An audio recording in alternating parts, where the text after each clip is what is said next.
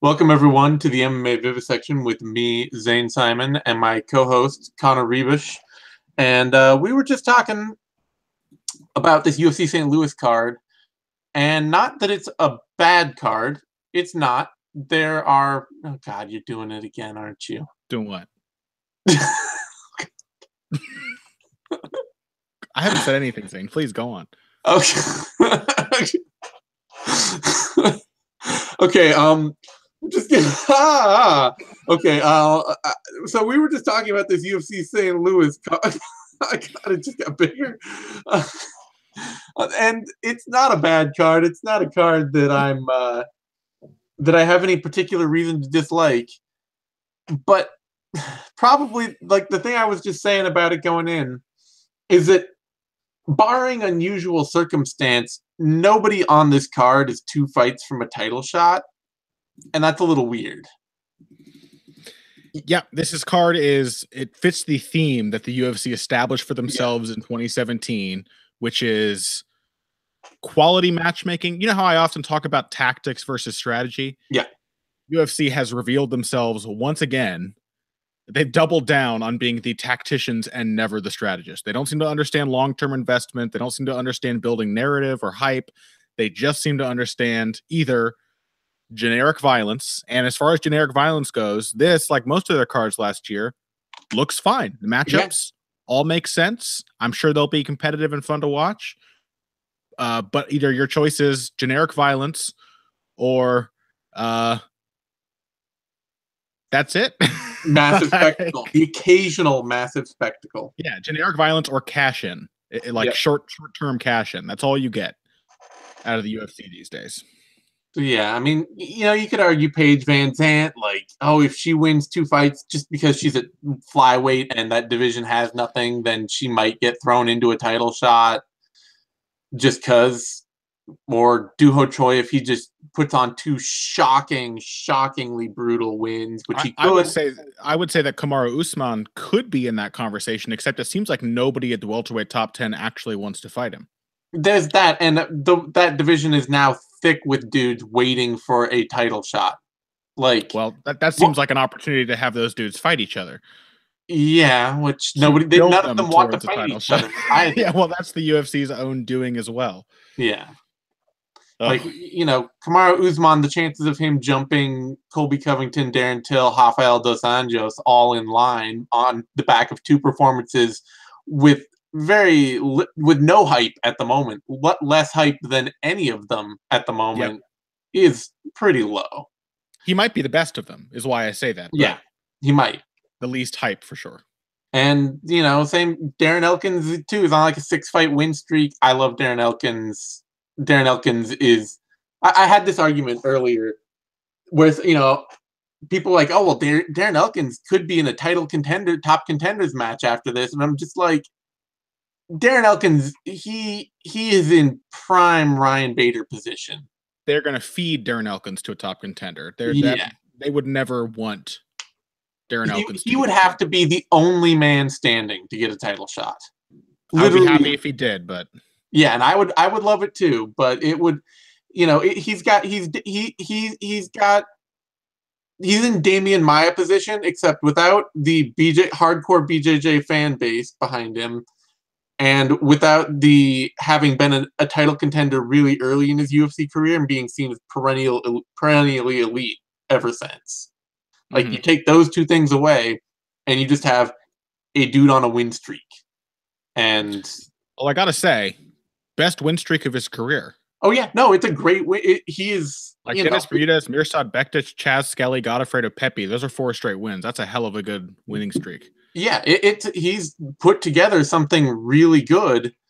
It's just, he's not the kind of fighter that the UFC's any champion is going to be interested in facing, or the UFC is going to be interested in having any champ face. So he's going to have to be the only dude. You think you can stand another year of cards like this, Zane?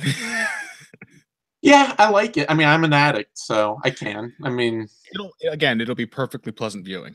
Yeah, it's methadone. I can. UFC Methadone. That's what they should be naming every single fight night event from now on. UFC Methadone, UFC Methadone 2. Love it. So yeah, I can hack it, but it's, you know. Anyway, we're gonna jump right into the bottom of this card now. And the first of many fights that I will say, like, oh, this is a fun fight. I like this fight. That's not the problem. These are all fun fights. And that's Kyung Ho Kong versus Guido Canetti. I guess we'll try to keep these early ones relatively short. I'm going to, I mean, first things first, we have to mention that Guido Canetti has not seen action since 2015. August of 2015. He took a win over Hugo Viana. Failed the drug test. Is that why he's out? Yeah, that was going to ask. Kyung Ho Kong, I think, should be favored to win this one. I think he's a lot more active and aggressive on the ground. I really like Kyung Ho Kong's takedown game. He's not like the best takedown artist, but he's very variable in how he hits his takedowns and extremely good at finding good positions out of the scrambles resulting from these wide array of takedown attempts. I'm going to take Kyung Ho Kong. Yeah, I think Canetti's loss to Henry Briones tells you a lot, which is mostly that, like, a reasonably well put together athlete who can stay after a fight for 3 rounds is probably going to beat him. Canetti's all kicking, and then, you know, if he hurts you, then throw some punches or scramble to get back up and do more kicking. Game is just, it's a little too limited, and Kong has that problem of being decent everywhere but great nowhere, and the Korean problem of not being great defensively. But a dude who pressures constantly against a guy who wants to kick all the time, the pressure fighter is going to have the advantage. So hard to argue with that. Yeah, I'm taking Kyung Ho Kong, and so are the odds makers. He opened at -300, is now down to -341. Canetti opening at +220 is now to +265. So those odds only getting wider. And Kong, you know, coming off a 2-year layoff too, I believe. This is because he had his military service. This is his first fight back. So this is 3 years off for Kyung Ho Kong. Damn, and then somehow Guido Canetti's layoff is what stood out to me. Yeah, so that's the big X factor, is that we don't know how either of these dudes is going to look. Of course, you know, you kind of get the feeling that the dude who failed the drug test is going to have, that layoff is going to hit him, that transition is going to hit him harder than the dude who was in the military for 3 years and was probably, you know, hopefully he got the Korean zombie treatment and was allowed to, like, basically work a desk job and keep training. Yeah, that would be my guess, but I have no idea because I don't know how the Korean military works. That brings us to a featherweight bout: Mike Santiago versus Mads Burnell. One of your more glaring weak points, by the way, Zane. That I have many, but my lack of military knowledge in Asian nations, first world Asian nations, is. Well, you're okay on, like, Cambodia and all that. It's really the Korean peninsula where you let us down. South Korea, Japan, China. You know, man, though, feed me Laos. I'm on it. But all right. I don't know how we got there, but Mike Santiago, Mads Burnell, featherweight bout, and I'm kind of feeling bad for Mads Burnell, honestly, because his 2 fights in the UFC are against, like, 2 no-name, tough-ass, well-rounded veteran dudes that his game just does not look ready for.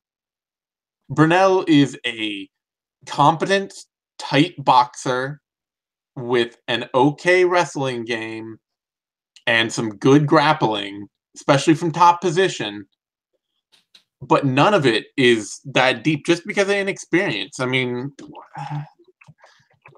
if I have to pull it up real quick.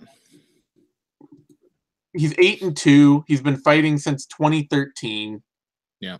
And it's just not that long to have been fighting. And, you know, Mike Santiago started fighting in 2010 and is 21-9. And Santiago, like the big things that Burnell has are that he's a more deft striker than Santiago. He actually uses a jab and sets things up behind it. And he is maybe even a little bit better wrestler. Maybe, probably equal. Yeah. But Santiago is a much better pressure fighter, a much more willing to just bite down and swing with power. He knows how to close the pocket. He's had a ton of experience of learning how his game needs to function in a fight. And while he's not an incredible wrestler offensively or defensively, he's become a remarkably good scrambler, even to the point of like hanging with Zabit Magomed-Sharipov for a while, like much better than Shaman Moraes did. Mm-hmm. And I think that he can scramble through Burnell's game. Burnell is way too willing to play guard, cost him terribly against Michel Prazeres. Way too willing to just cede control and be on the bottom. And then he doesn't have the experience to be good at handling pressure. He's not a great counter striker. He's good when he has time and space to put his boxing combinations together and march forward. And I don't think Santiago is going to give him any of that kind of time.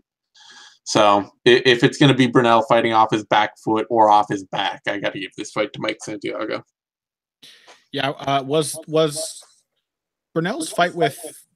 I can hear myself through your mic all of a sudden. I don't know why that is. Might just be a positioning thing.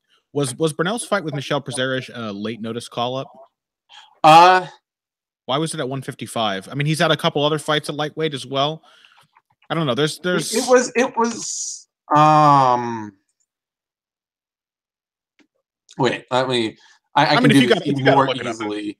If you got to look it up. I do wonder though, like, it seems like, speaking to inexperience, Mads Burnell has been like jumping around weight classes, hasn't seemed to settle in anywhere. It may be to his advantage that he's not going to lightweight, although the fact that he has fought there 3 or 4 times throughout his short career does kind of suggest that maybe that's the division he really feels comfortable in, and he's been forcing himself to make 145. So it's hard to say where he stands. It was a late notice call up, but it was a let's see.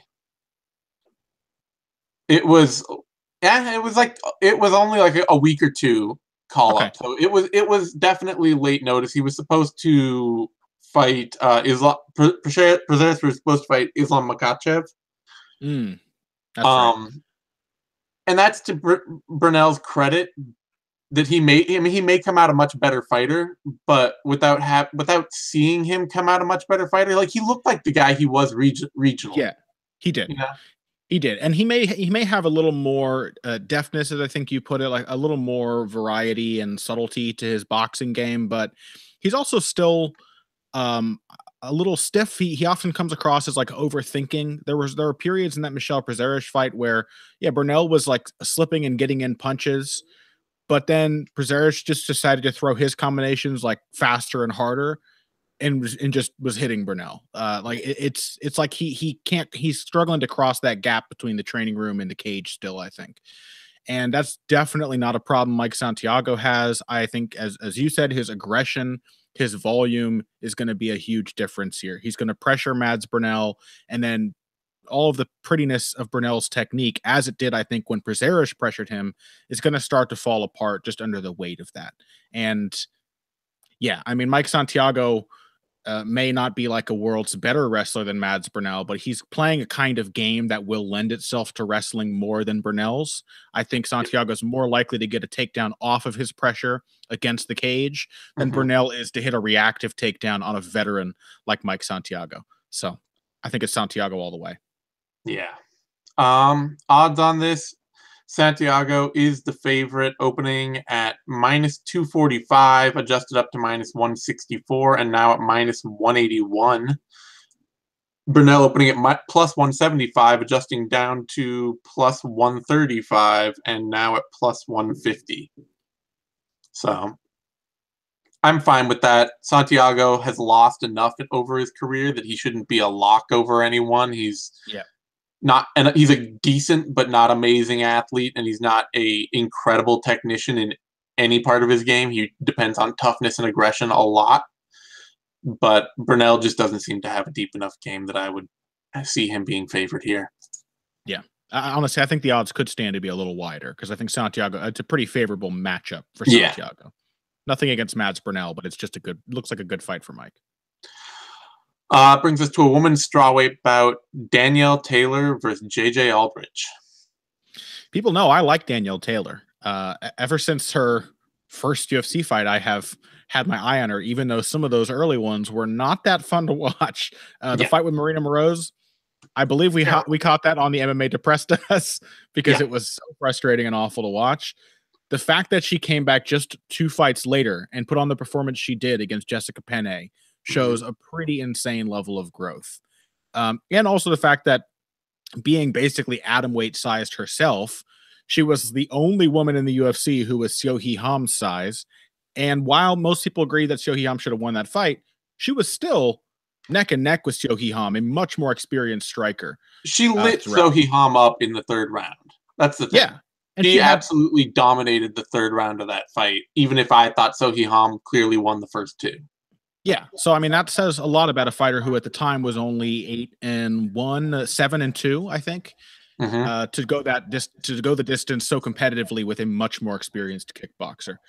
And I just think that, honestly, Danielle Taylor is too much of an athlete for JJ Aldrich. Aldrich is a well put together fighter. She cares about her technique, and that really comes through in the way that she fights. She doesn't get sloppy. She's just nice and tight and composed, and she can actually take quite a bit of punishment without it breaking her composure or dampening her stride at all. I have a lot of respect for her game, but Danielle Taylor is so fast and so explosive compared to JJ Aldrich, who just kind of looks like, like a normal human in terms of athletic ability. So I think tiny little Danielle Taylor is probably going to just take advantage of the fact that Aldrich doesn't have enough foot speed, can't cover the distance that quickly. And once Aldrich starts trying to cover that distance, she's probably going to start running into things. So I think. Oh, sorry. Go ahead. No, you're fine. That's it.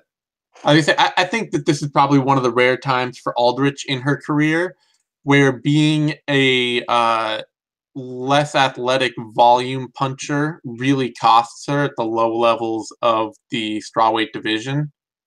For the large part, like most fighters in that division, you put her even, against somebody like potentially even Carla Esparza, and that style of just marching forward consistently and throwing combinations, it's going to do you pretty well. Mm-hmm. But against people who can counter with power, there's just too much. Like even in her fight against Chan Mi Jian, like who is a very unstructured striker, she got hit a lot. And she got hit a lot in part because she has this, she's throwing a lot, but a lot of what she's throwing, there's a lot of empty range fighting combinations where she's just kind of willing to throw like a 3-punch combination that hits nothing but air in front of her opponent. Yeah. And for somebody who's really looking to counter with big shots, that's just a dream. I mean, that's the consistent thing that we've said, like with Holly Holm against top level power punchers who can counter. It's just like, if you're just going to throw 3 or 4 strikes that all end 4 inches in front of your opponent, you're giving them everything they need to counter you. Yeah, I mean, being technical and not overextending when you throw helps, but not being able to catch the person with your strikes, like after a while, somebody who's wanting to counter, they're going to be able to counter. They're just going to catch you when you're throwing. Yeah, and most people don't have the power to hurt Aldrich in that division. That's, it's just not going to cost her that big against a lot of fighters. But Taylor has that power. And to Taylor's credit, she has slowly been fixing her biggest problem, which is adding volume to her game. She's starting to work behind a jab. She's starting to double up on her strikes. She's, she's taking advantage of the opportunities whenever she gets them, not once every 5 times she gets them. Yeah. And I think that's going to be enough here to beat Aldrich. Agreed. If Aldrich if she had like a deeper game that she could draw on, I might take her, but it just and being not being the better athlete, she's probably not going to take her down. She's probably not going to, she might be able to surprise her with head kicks. That would be the biggest thing, is that she actually has a really nice quick release head kick that she can throw. And that could be a surprise to Taylor, but Taylor also showed, like in the Penne fight, she was great at catching kicks and then countering hard over them. So, and Taylor, I mean, even if Aldrich were to get some kind of momentum going, Taylor, let us not forget, is actually a pretty damn good takedown artist. Yeah. So she's got options, and she is Aldrich doesn't have much power. Right. So, yeah, I'm picking Taylor as well. Odds on this. Let's see, Danielle, Taylor is the slight underdog. Hold on, just going to go place a bet real quick. Opened at -125, adjusted up to +117, is fallen back to +106. So she is slowly falling to dead even. Aldrich opened at -115, adjusted down to -143, and is slowly rising to -130. So, some faith in Aldrich there, which feels a little misplaced to me for somebody who kind of scraped by Chan Mi-jian. Like, she won that fight, but it was a back and forth competitive fight all the way through. It was dicey, and I think Taylor is tiny for this division, but despite that, she's so much more athletic than the average UFC women's strawweight. Yeah. She may be able to work her way to contention at some point. I don't think JJ Aldrich is ever going to get there. Yeah, so no. Taylor just feels like the fighter with the potential in this matchup. That brings us to a women's bantamweight bout: Talita Bernardo versus Irene Aldana. Or Irene Aldana. Irene, I think. Irene Aldana. Yeah, I don't know. We could guess all day. We're still going these damned Latin languages. We're still going to get it wrong in any number of tiny ways. Yeah. Anyway, this is me. But sorry. Yeah. Shut up. No, this is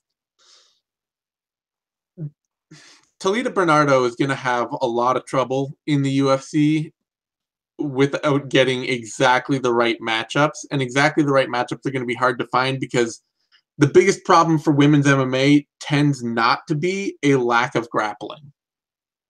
Yeah.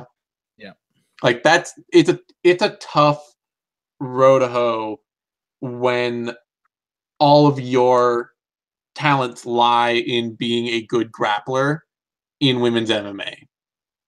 Because just about everybody, like, there are very few really great strikers in women's MMA. Just about all of them are pretty damn competent grapplers. Few great strikers, few great wrestlers. They're all at least willing grapplers. Yeah. With very few exceptions. And Aldana is an exceptionally willing and capable grappler. Like, this is a woman who got immediately taken down and worked over by Tanya Evinger 2 years ago, and made it to round 4, gutting it through brutal submission attempts and takedowns and just being active and staying in the fight and staying in the mix. Since then, her only losses have come to women who can outwork her standing, who can be more durable and more consistent with their striking output. And that is not Talita Bernardo.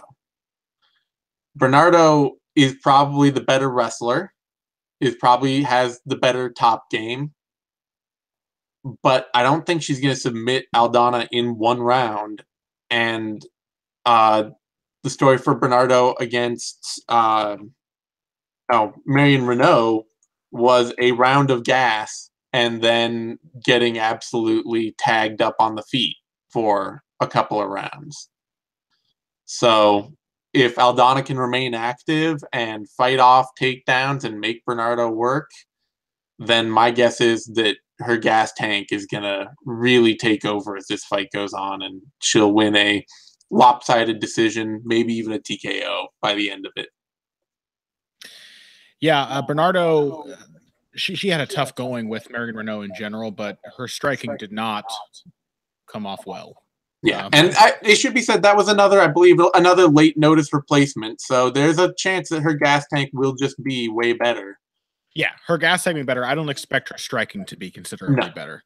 And unfortunately for her, I think just by virtue of Aldana's reach and style, she is going to have a harder time making those takedowns work, because you're right. It's actually a fairly rare quality, especially at women's bantamweight, to be a credible wrestler. And she's not a bad takedown artist. She drives fairly well. She chains her attempts together and changes angle once she get on the legs. Honestly, that is worlds better than the average UFC women's bantamweight. Yeah. But she is going to be in there against a big women's bantamweight who uses her reach quite well. Yes, Aldana may be hittable by other strikers, but she is still pumping that jab. She's still firing those kicks. She's still very effective from long range. And I don't think that Talita Bernardo has the know-how to consistently cover that gap. And I only expect, because Aldana is kind of just she just keeps chugging along round after round. I think Bernardo, it's not going to get any easier to continue getting those takedowns, even if she does find some early success.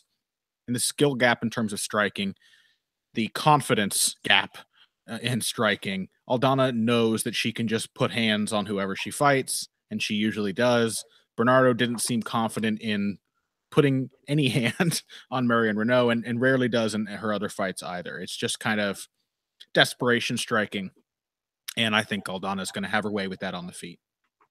Yeah, and I haven't seen enough of Bernardo. Like, her record is not a deep enough submission record, even though all her wins come by submission. It's not over the kind of level of competition where I'm just like, well, if Bernardo gets position, I trust that she's just going to be able to lock something up, you know? Yeah.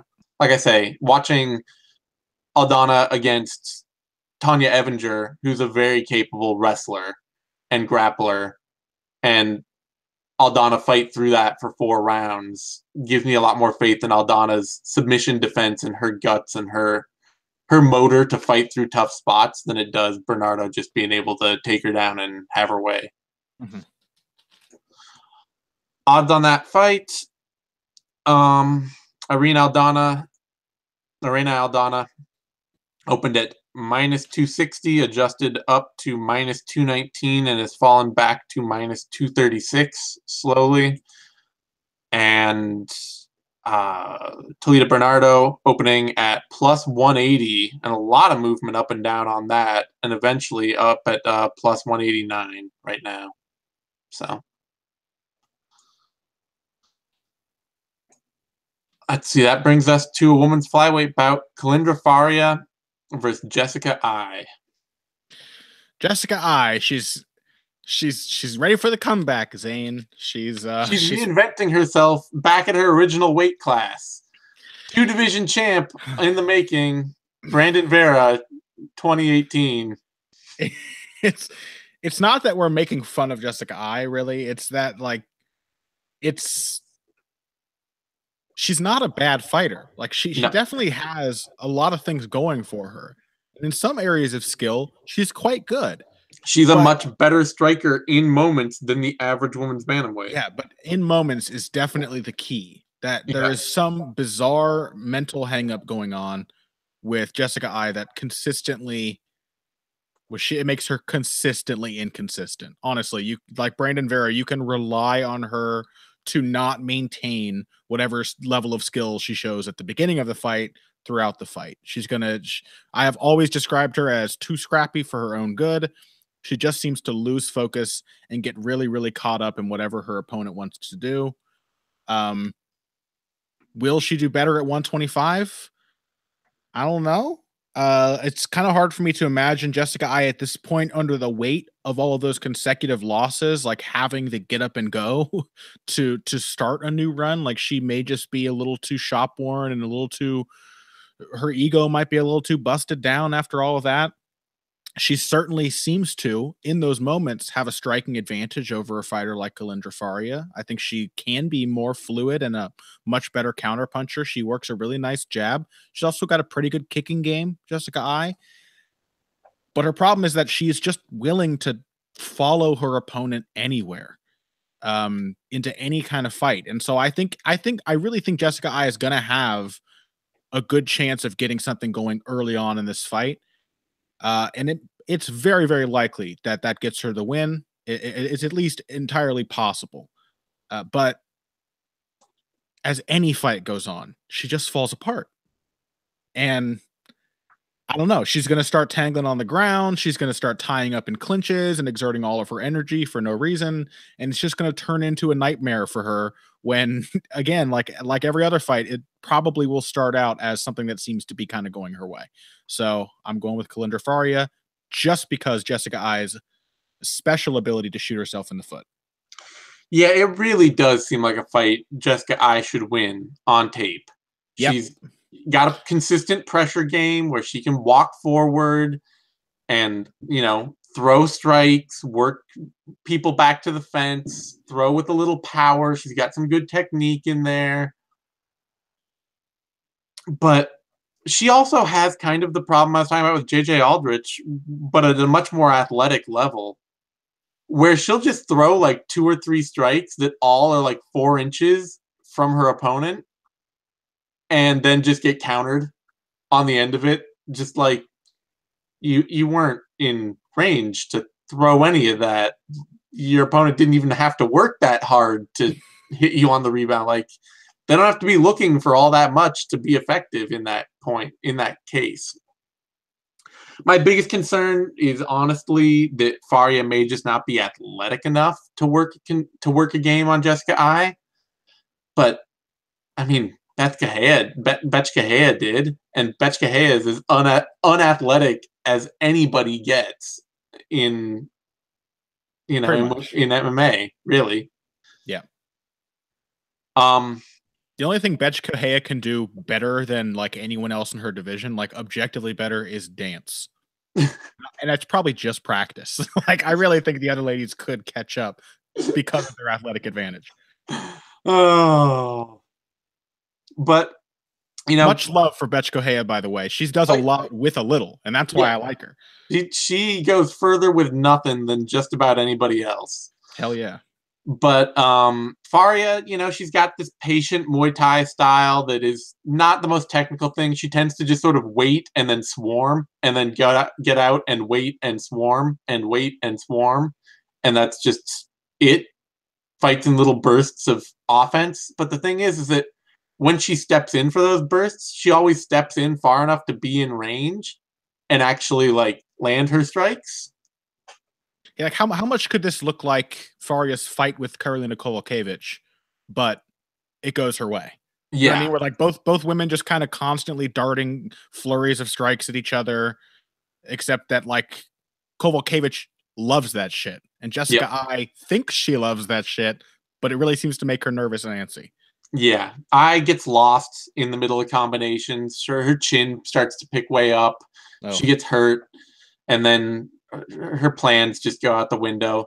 The other thing is that Faria actually has there's a second functional step to that offense for her, where she steps in on flurries, and if she starts getting hit, if things don't go just right, she moves immediately to a clinch and to a trip takedown, and her trip takedowns are actually really pretty quite good. Mm-hmm. Mara Romero Barella puts a scare into that game by she just came out and put her on her back and subbed her and cut through her. And Ai is big enough and strong enough that there's potential there, but it's just not how Ai fights. So I guess I'm gonna pick Faria. I really want to pick Ai. I'm itching to, but I don't. It's totally a pick against your instincts because Jessica Ai doesn't have any. It is totally an anti-Jessica Ai pick. And again, not for any personal dislike of Jessica Ai. It's just that there's some though. She's kind of a jerk. Yeah, she's kind of a prick, but you can't trust her. Like, that's the reason for the pick. You just cannot trust her to do what makes sense and to fight to a strategy that works. Yeah. I can't trust her to beat somebody she's easily more athletic then. That's what it really comes down to. If that person's willing to come in and fight with a repetitive game plan for round after round, I can't trust to be the one who imprints her style on the fight. Like you said, she already lost to Betch Correia. Yeah. Plenty of advantages in that matchup. She lost the fight. So yep. I mean, Faria may be stronger than Betch Correia, you know? She might be. Oh, poor Betch. How is it Faria's coming up from 115? Or at least has fought 115, and Betch is like a lifelong 135er. But I like Faria might be able to beat Betch in an arm wrestling contest. Yeah, literally. She probably could. Oh, poor Betch. Oh.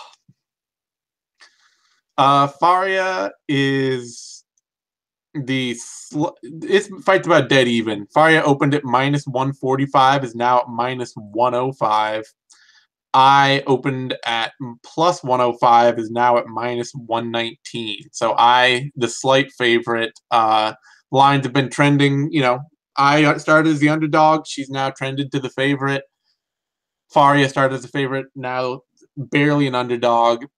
I don't really see any good reason for it at all, but there you have it.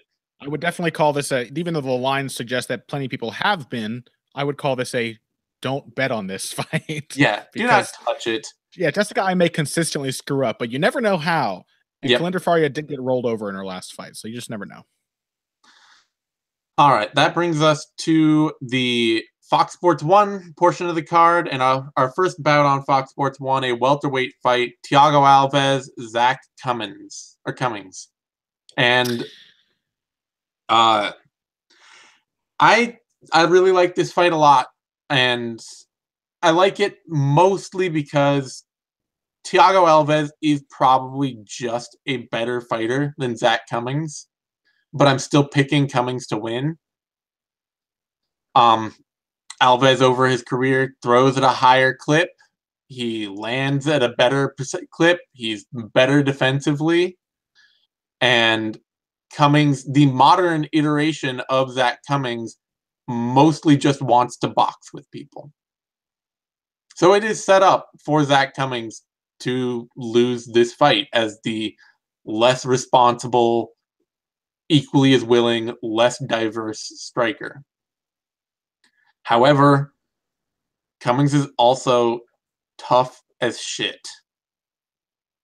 He is just a tough-ass dude who is a huge welterweight, and he has become a slowly craftier and craftier striker over time.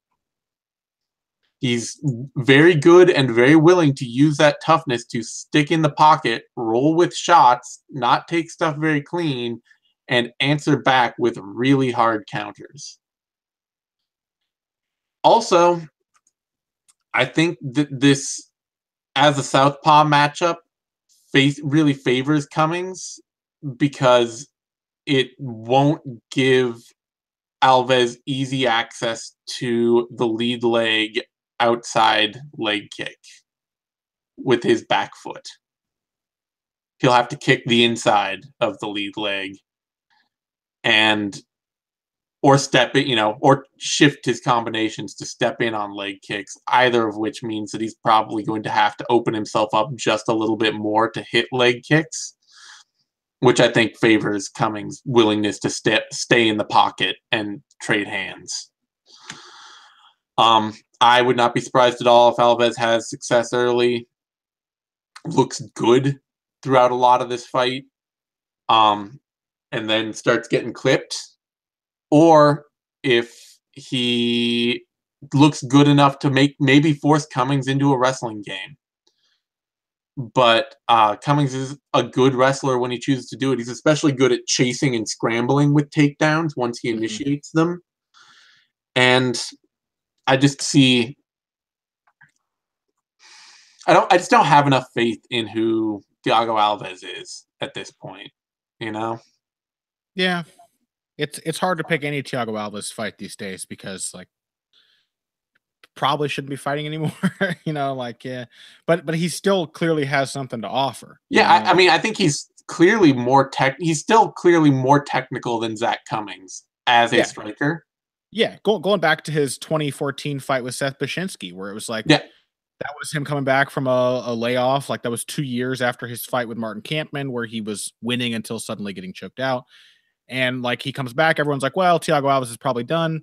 He looks sharp. He puts on what I think is one of the better performances of his late career. And then everyone thinks he's done again. And then he beats Patrick Cote in like scintillating fashion. Just picks him apart and makes it look good. Like, he's clearly still got the skills.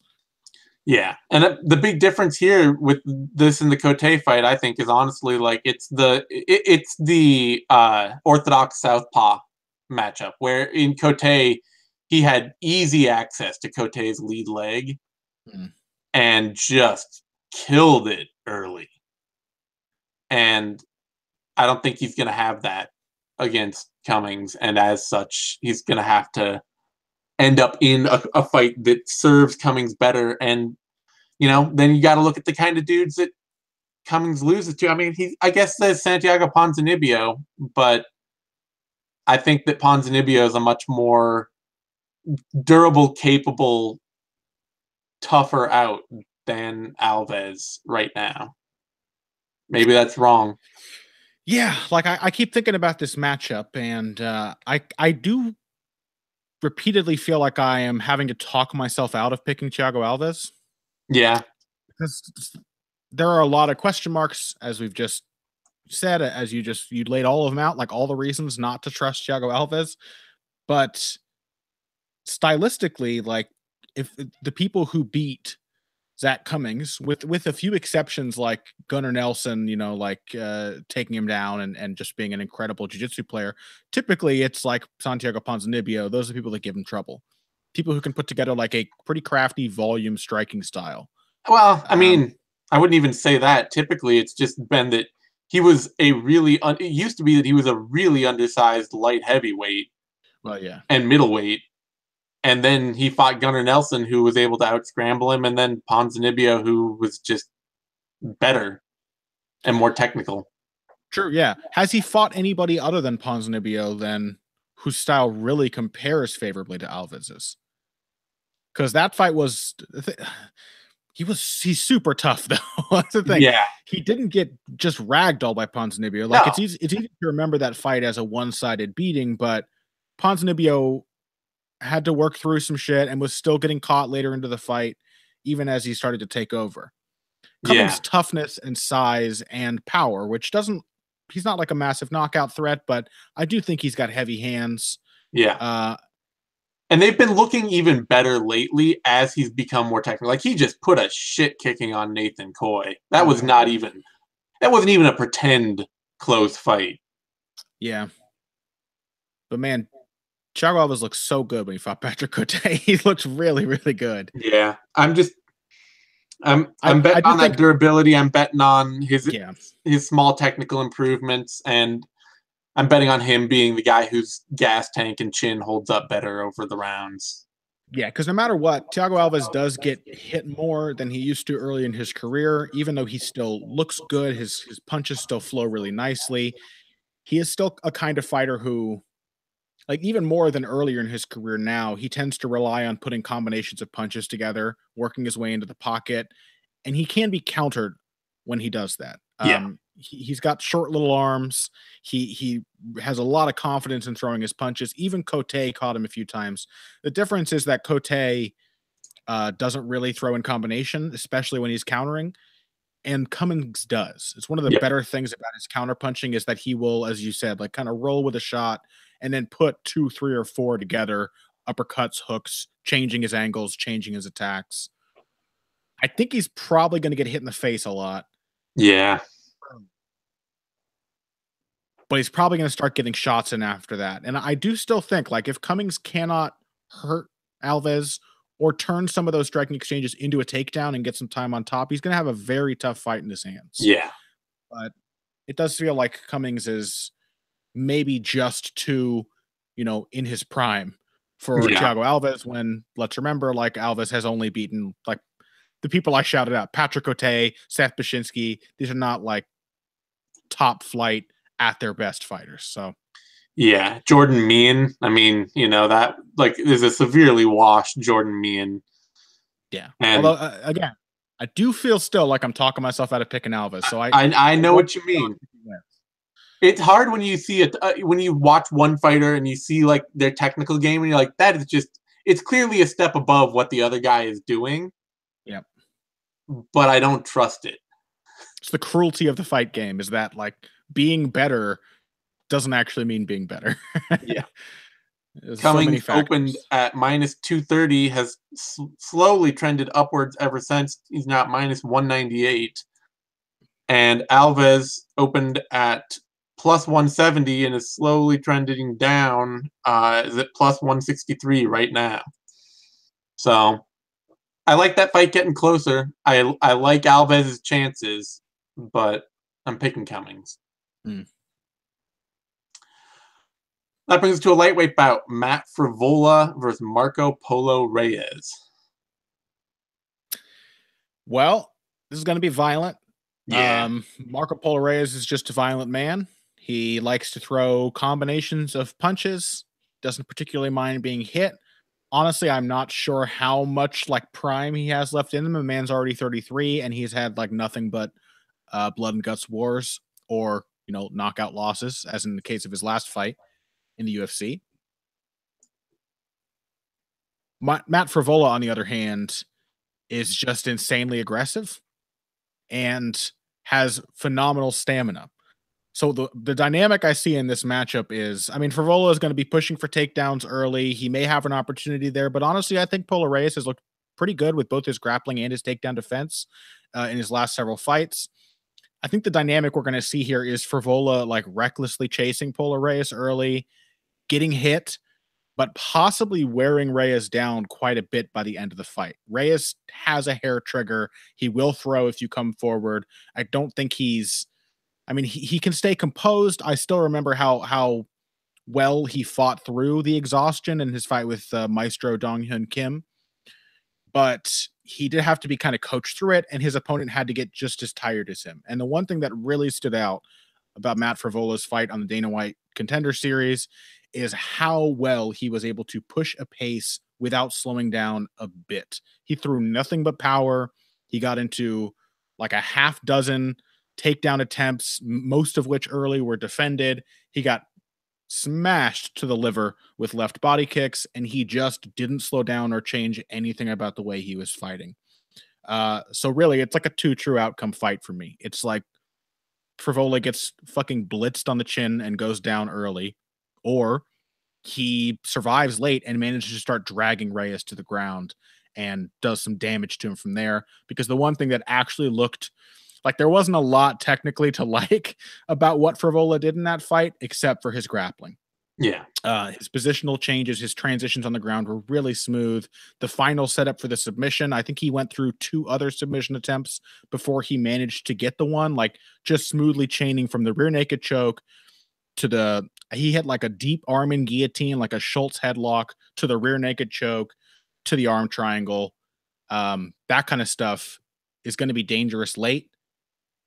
I don't know. I don't feel super confident about Reyes right now. I didn't like how he looked in that James Vick fight. Yeah.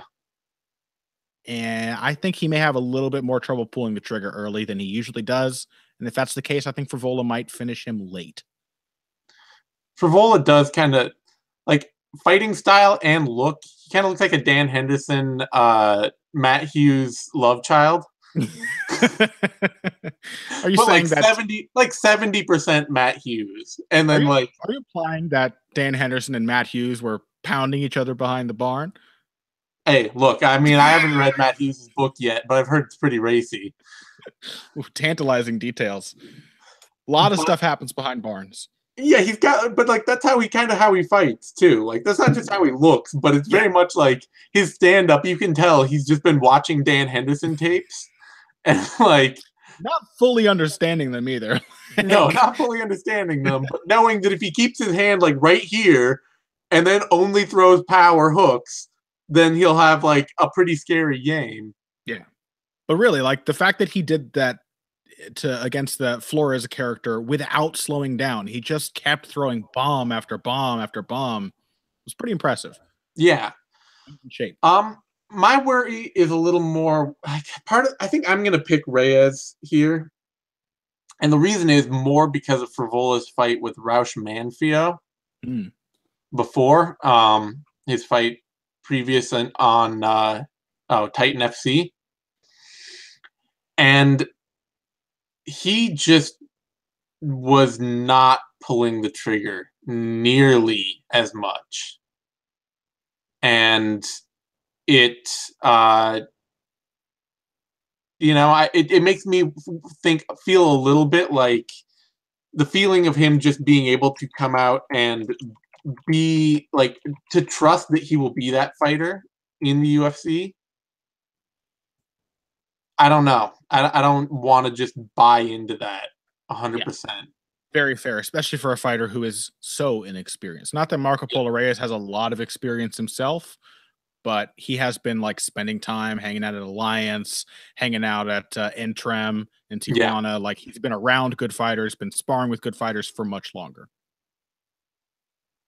The other thing is that I just don't think that I don't know that I trust Frevola's top game to be able to hold Reyes down all that well, because Reyes' takedown defense is not very good, but he's pretty good at scrambling. Yeah, and Frevola, I don't know. Like his takedowns, they're good, but his top game doesn't look all that like.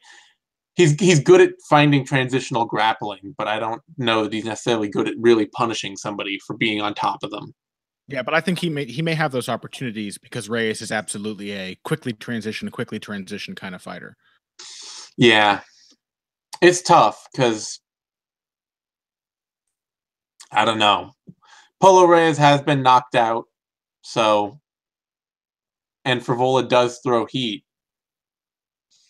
I mean, it's going to be wild. It doesn't. The pick doesn't even matter. This is going to be one of the more fun fights in the card, just because I think both guys are maniacs. So I'm gonna take another shot at Polo Reyes, and because I still like the way his style works. Like I like his scrambling, power punching style. I like the way he sets up his power.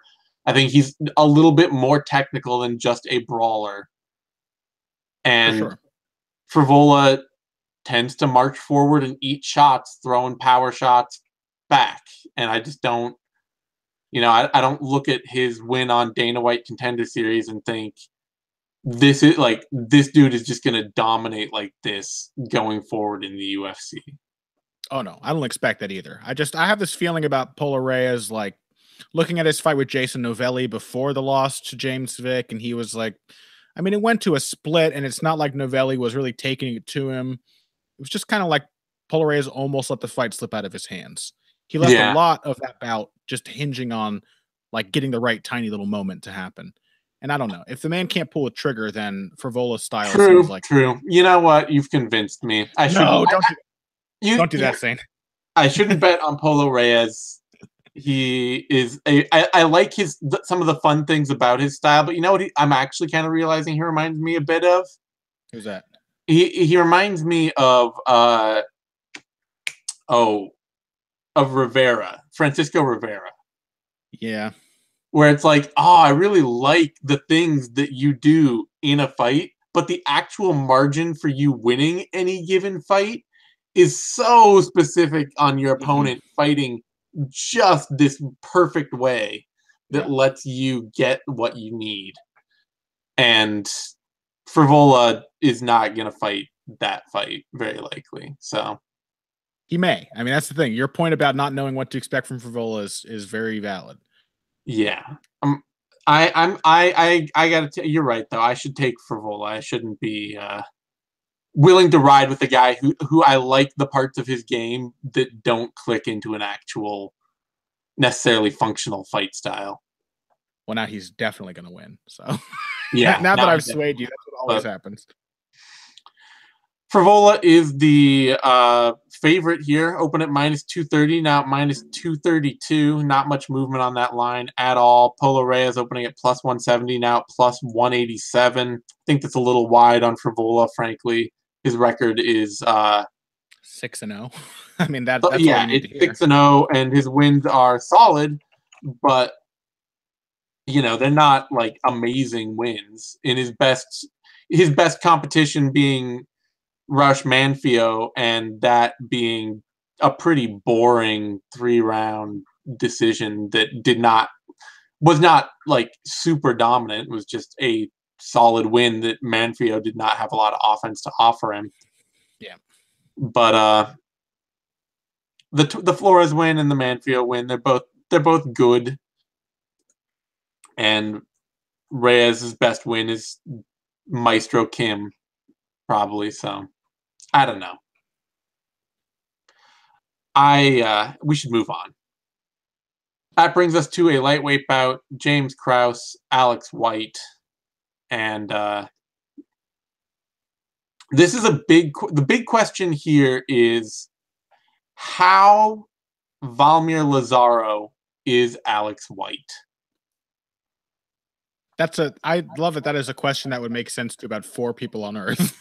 Yeah, one of them being Valmir Lazaro, and he's not happy about it. Valmir Lazaro is one of those weird random Brazilian fighters that I really like. Hell yeah, I totally agree. I really enjoy watching his weird ass head movement and everything. Yeah, and his sort of like, I almost want to call it now cowboy Muay Thai, just after like Alex Oliveira style Muay Thai attack, where it's just like this weirdly like this long sort of loopy but sharp, powerful Muay Thai game.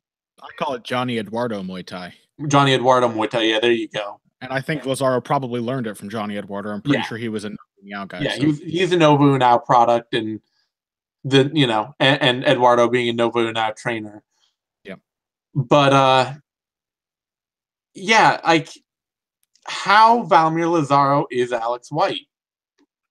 Because that is about the only that's like the weird sort of parallel for a good striker who's not a great fighter that James Krause has lost to. Because James Krause is a good, well-rounded fighter everywhere who's really just not a very good athlete. And he tends to treat fights like a sparring match. Mm-hmm. Like, that was the thing I realized. I was watching his fight with Tom Galicchio, and I had to turn it off about 2 minutes in because it's just like, okay, he's clearly just sparring Galicchio, who's a good friend of his, and he did not want to melt him.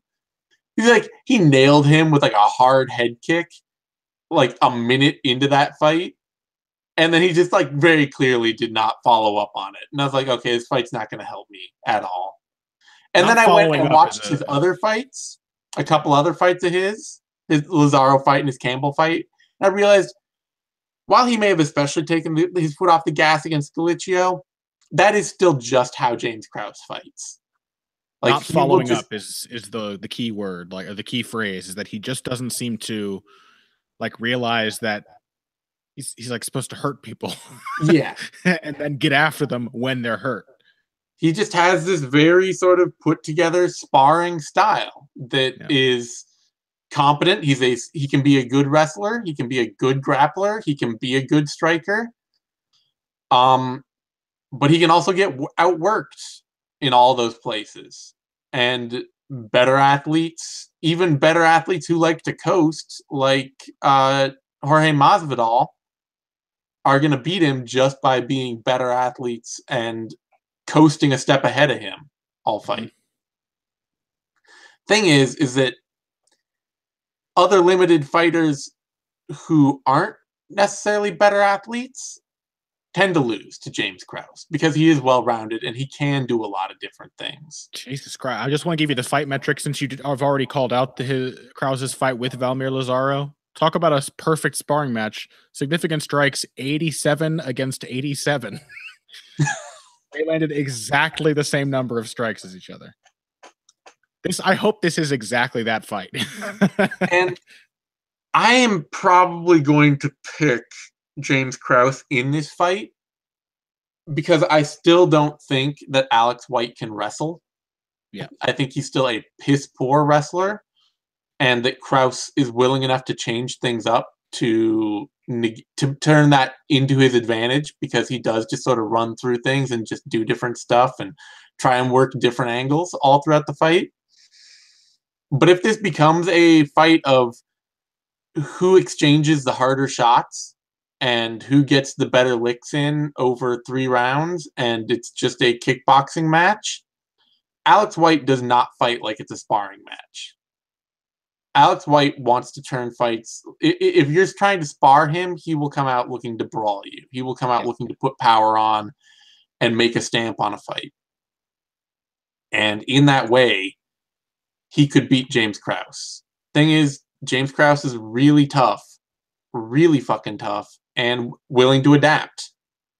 Willing to adapt and change up the game, not just be like, he's sparring in the sense too that it's like, well, if I'm losing this part of the sparring match, I better change it up. Like, I got to go shift to another realm of sparring, and I'll put on a hard fight there and make you work on that.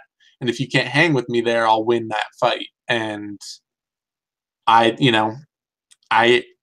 think Alex White's just too limited for that, so I got to pick James Krause. Honestly, if it were not for Krause's wrestling ability, and his nice fluid grappling, I might really pick Alex White to beat him here, just because like the sort of way that Krause fights, he's gotten better with his technique. I think his striking technique has improved in recent years. The Shane Campbell fight, we saw a lot of him like jabbing the body to set up the right hand, nice feints, letting his opponent throw and coming back, always with like single shots though. Always with a little stab, and then he's out, and then he's looking for the next opening.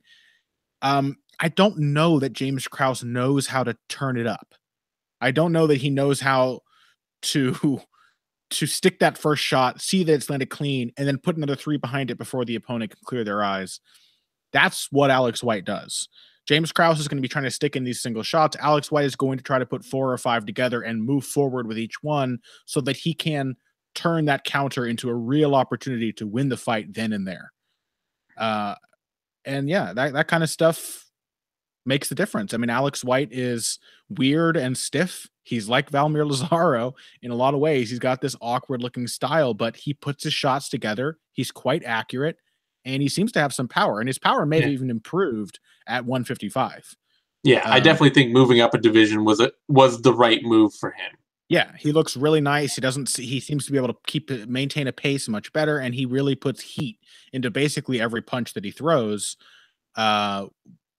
without it seeming to have much of an effect on his gas tank. So, like, he's going to be in there looking to put his punches together. There's still, even with Krause's wrestling ability, a serious chance that White wins here, because Krause is, I just think he doesn't expect the kind of intensity that somebody like Alex White brings to a fight in sudden bursts of violence. Krause, the problem with people who look like they're sparring is that they get surprised by people who aren't sparring. Yeah. It's like they can lull their opponent into their game, or they can be lulled into that sparring match themselves. Like, against a much less athletic Shane Campbell, Krause got surprised a lot just by how hard Campbell was willing to work throughout that fight and try and fight through positions.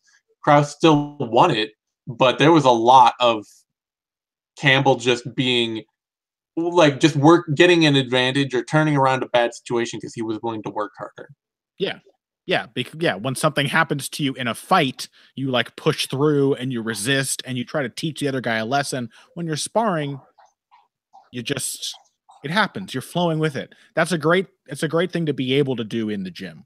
It's not necessarily helpful in a fight. So I think Alex White's really, really in this, and I wouldn't be surprised at all if he were to win with striking volume and landing clean power shots, as Krause just doesn't see it coming. But Krause has a lot of options that I just don't think Alex White has.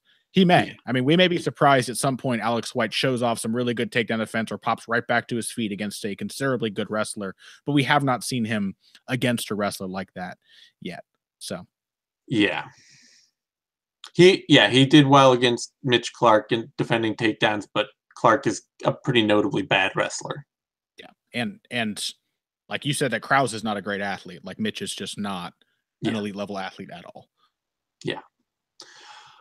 That brings us to the odds on that fight. James Krause is a slight favorite, opened at -230, adjusted up to -155, currently at -161. Alex White at +170, adjusted down to +128, now +134. I don't mind that. Yeah, that's all right. Yeah. White's got power.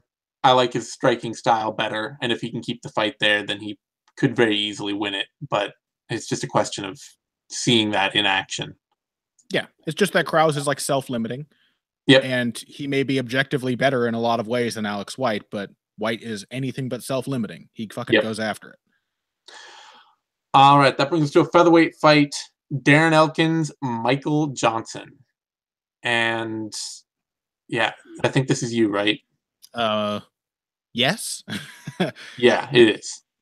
So Michael Johnson makes his featherweight debut, having done no test cuts, if word from his camp is to be believed. Read an article today where some quotes from him today that he says he's been having nightmares every night about cutting weight. It's like, dude, don't do it. So this is Pat Wyman on Heavy Hands. He raised the point that this is a decent momentum angle from Johnson, or could be, because he has lost to kind of the who's who at lightweight. Yeah. There's not really a clear path for him forward except to win rematches, many of which he lost decisively, and most of which the people who beat him are just not going to entertain a thought of giving him another fight. So new division, lots of beatable styles at featherweight for Michael Johnson in the top 10. A lot of people that his style could really work well against. That makes sense. And he's not a giant lightweight. So if I had to pick a lightweight to go down to 145, he would be on the short list. But still, I have no idea how he'll look at 145. He has been fighting at 155 for his entire career, and he's not done a great job of instilling confidence in not his... weighed 145 pounds since he was 14. Yeah, he has not done a great job of instilling confidence that he's capable of making 145, especially as a fighter who, under duress, tends to kind of wilt, tends to get a little weary when the fight is brought to him, doesn't tend to do that well under pressure. I think Michael Johnson is exceptionally dangerous for Darren Elkins, provided he shows up looking like himself. He has fast, accurate hands and a lot of power. And Darren Elkins has a very weird, ugly style of defense that works in his game, but you would never, ever look at his way of avoiding punches and say, that's how you should do it. It's with just... your face. Yeah, right. And like he moves his head more than he ever used to, but I don't think I've ever seen Darren Elkins move his head without taking his eyes off his opponent, which is like a recipe for a Michael Johnson uppercut. Yeah. You know what I mean? Like, that's how Justin Gaethje almost got deaded. It's how Dustin Poirier got deaded. You slip his first shot and then you eat the uppercut while you're looking at the floor. That is a Darren Elkins staple. But the thing is that Darren Elkins does all of that typically while he's pressuring you. I mean, he'll give you space on the feet, but he will come in swarming combinations, moving, making you react, taking the initiative away from you, driving you towards the fence. That's not the kind of fight that Michael Johnson really likes, because he just doesn't seem to do that well under pressure. And the thing is that Darren Elkins is not bad at all at reading his opponents as rounds go by. He tends to get stronger over the course of a fight because he learns from what's happening in front of him, and Michael Johnson doesn't. Michael Johnson seems to kind of get figured out. He never seems to figure other people out. You know what I mean? Yeah, he gets frustrated by the things that aren't working, and then he gets caught into traps because of it. Yeah, whereas like if Darren Elkins finds something that isn't working, he's going to say, why didn't it work? And how can I exploit that? Okay, he stopped the double leg by sprawling back, but he left his right side open. I can spin around and get the rear waist cinch and work from there. Michael Johnson doesn't really seem to have that mentality. So he's going to be exceptionally dangerous for Darren Elkins early. But I think Darren Elkins is going to be exactly the kind of opponent Michael Johnson hates by the time the second round ends. And I think he's going to have a very good third round, just sort of ragdolling Michael Johnson and crawling all over him on the ground. So I like Darren Elkins by decision. Yeah, my big question that's lurking in my mind is of speed. And whether or not Elkins has faced somebody, beat somebody as fast as Michael Johnson with Michael Johnson's footwork. Yeah, maybe like speed-wise, like Mirsad Bektic, who he's destroyed people, who destroyed Darren Elkins. Yeah, who destroyed. Yeah, but that is the big thing lingering in my mind, is that Johnson really, like, you watch tape on them, and Johnson, even at 155 pounds, looks a whole world faster than Darren Elkins. And if Darren Elkins then can't make those wild, swarming takedown attempts connect, then he's in just a terrible fight. Yeah. Just an absolutely terrible, god-awful fight. Because Darren Elkins is not Khabib Nurmagomedov. You know, Khabib is literally as fast as Michael Johnson and twice as strong. Yeah. Like, Darren Elkins probably pretty fucking strong, but he's just not that level of athlete. Yeah. And that link, that's sticking with me right now. It's just like, this fight might be good for Johnson in that way. Mm-hmm. And it might be a great performance for him. It really, like, just lopsided shit kicking if Elkins cannot get hands on him because he's 2 foot slow and he runs in on straight lines and he's too predictable. However, the cardio questions and the test cut and all that stuff loom a little too large for me to bet on that. For me to see that as just I can bank on Michael Johnson being elusive and lighting Elkins up for as long as he needs to knock him out without gassing at his first time at 145 pounds, having done no test cut and seeming like it's just a terrible idea. I can't bet on that. And because of that, I have to assume that at some point Elkins gets his arms around Michael Johnson, gets a body lock, and just starts dragging him to the mat and dragging him to the mat. And once he starts doing that, once he starts sucking his will away, we know that Michael Johnson tends to have a cascading effect where he just gets more and more wrapped up in how badly something is going for him.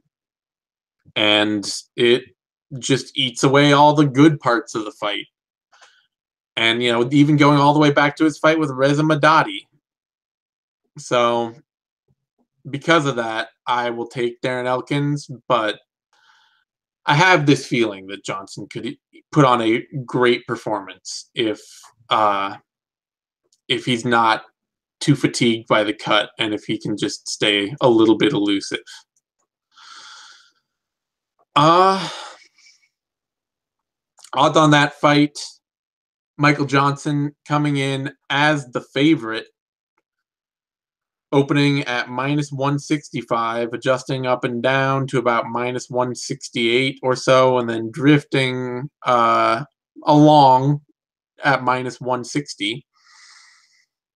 Darren Elkins opening at +125, adjusting up and down to +138, and sort of drifting up and down a bit at +133 at the moment. So I'm a little surprised Elkins is an underdog.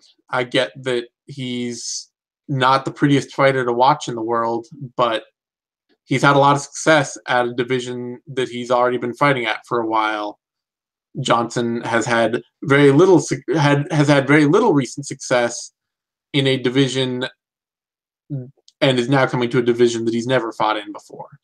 Mm-hmm. So I'm picking Elkins, even though I think, there's some big technical sides to Johnson, but I don't trust nearly enough of it to take him. Dicey things going on here, man. I think, I don't know, this is one of the more interesting fights in the card just because I have no idea what to expect from Michael Johnson. Well, I mean, it's an interesting fight because even at best for Darren Elkins, he probably still gets lit up for a round. Yeah, almost certainly. That brings us to the main card now. Still on Fox Sports 1, a welterweight bout, Kamaru Usman versus Emil Weber Meek. I'm just gonna say, what the fuck, man? We almost got the UFC to unbook this fight, and I wish they had, because this fight makes no fucking sense. Nope. On a card that is marked by completely sensible, if aimless matchmaking, this is the one fight that really stands out as not making any sense whatsoever. According to Dr. Pat, the word is that people just don't want to fight Kamaru Usman. Yeah. That he just can't get any ranked opponents. And so he gets to fight Emil Weber Meek. And he's just going to wreck him. I mean... Can you hear that? Sorry, there's a cat over here talking on my lap. But Meek, he just, his success comes from being able to pressure people and swarm them with somewhat unstructured, powerful, but not all that technical offense. And he's an absolutely fantastic power athlete. Not very technical. You could say that when he throws punches, Meek Mills. Thank you. Oh, God. Come on, that was pretty good. It would be better if he actually pronounced his name Meek and not Meek. You gotta stretch things for the pun, okay? Okay, Meek fine. Mills Whatever. doesn't make any sense. Have to put up with your shitty pun. Just anyway, his success comes from the fact that he's absolutely, he's kind of got that Mike Perry thing going on, where he may not be actually an amazingly fast athlete, but he's just got a great natural power to him that translates really well. And like Jordan Mean fight, Mean took him down on a single leg, and Meek just kind of like rolled and stood up. And partially that's just because you watch that fight, and there are several moments where Jordan Mean just looked like he was ready to quit, and you had no idea why. But yeah. Still, being a dude who just gets instantly taken down by Jordan Mean and tagged up by him and all that is not, like, there's nothing about that says, oh yeah, you're going to have great success with Kamaru Usman. Like, all of Meek's success is going to come from him trying to swarm Usman, which just leads right into getting taken down. And he's not technical enough to just knock him out. I mean, Meek's only first round knockout in recent history against good competition is that Husamar Palhares won. He had a bunch of early ones where he knocked people out quickly on the European scene, but his recently, as his competition has gotten better, the fact that he's a really unstructured fighter tends to shine through. He'll hurt somebody, and then he'll just kind of keep having to swarm with these these powerful kind of arm punches that are none of them are clean enough to just knock that person out. Yep.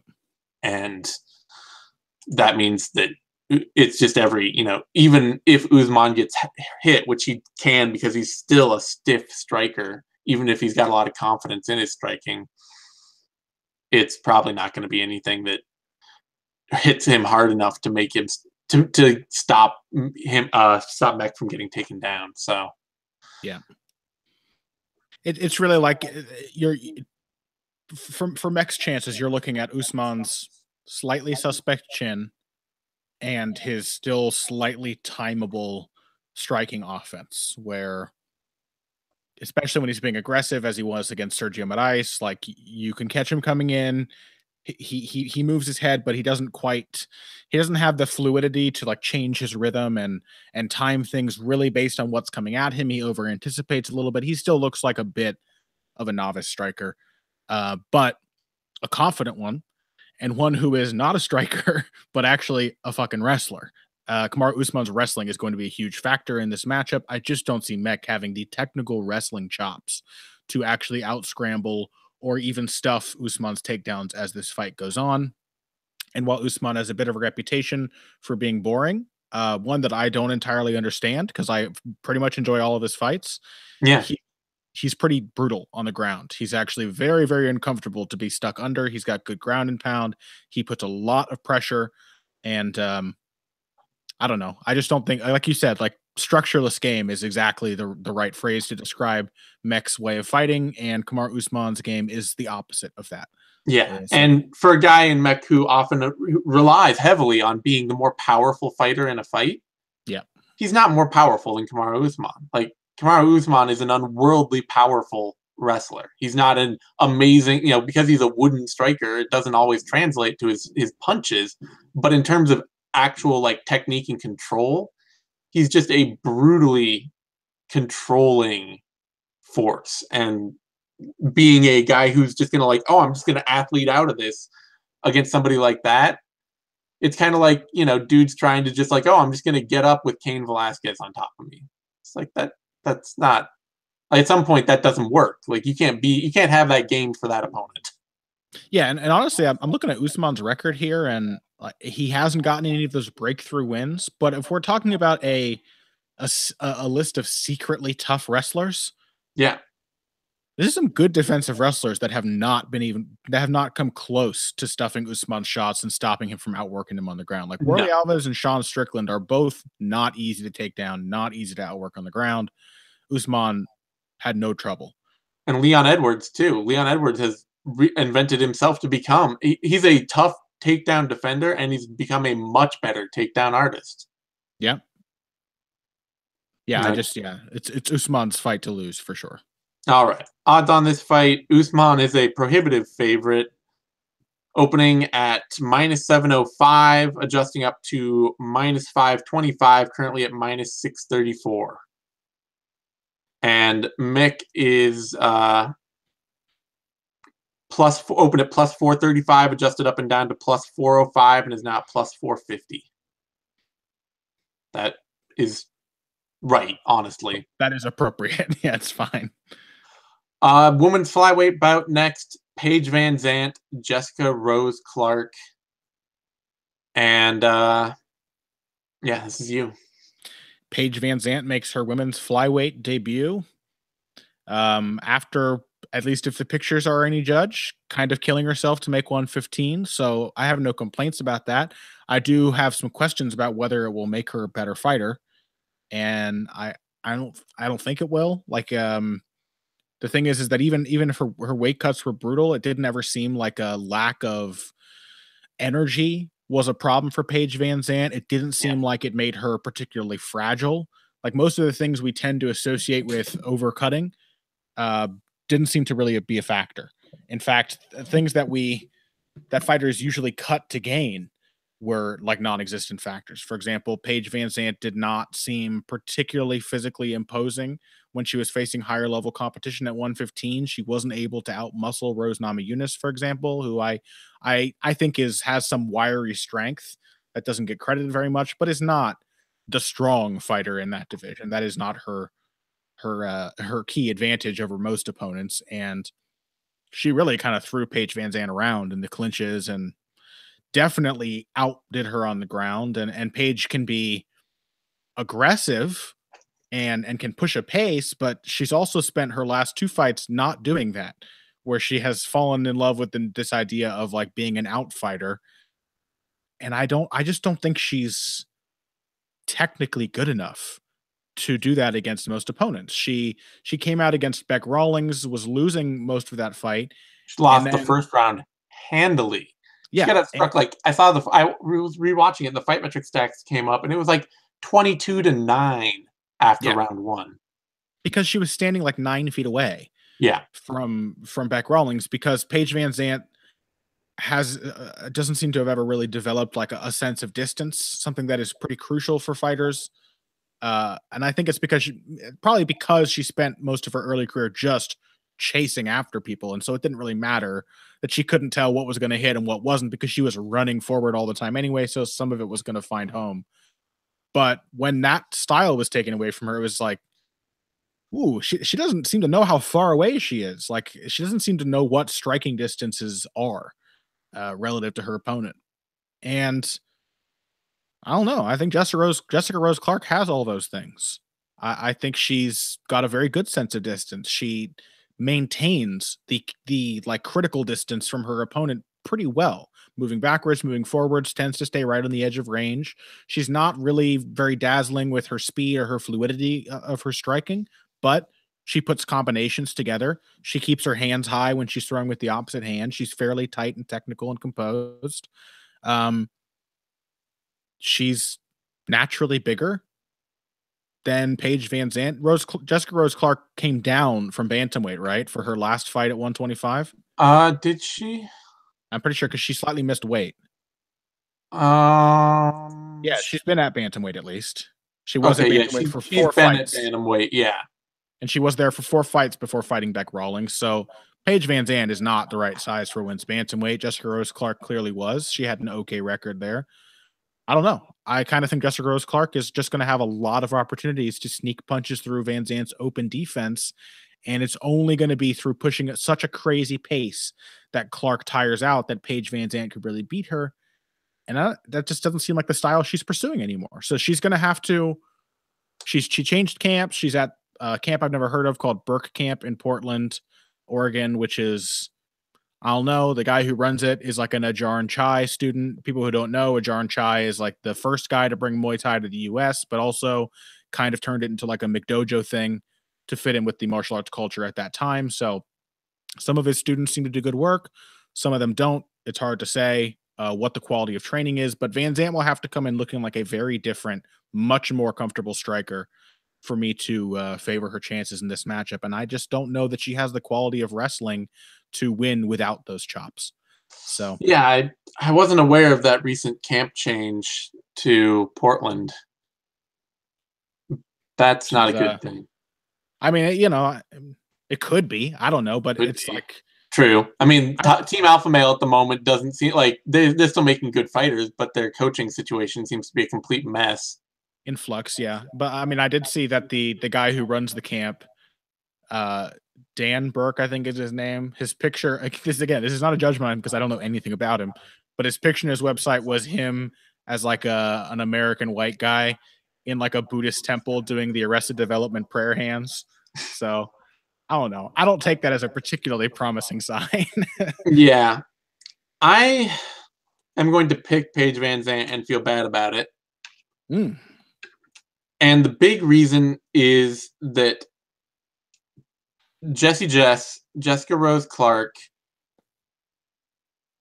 is basically a losing fighter against any reasonable athlete with a ground game.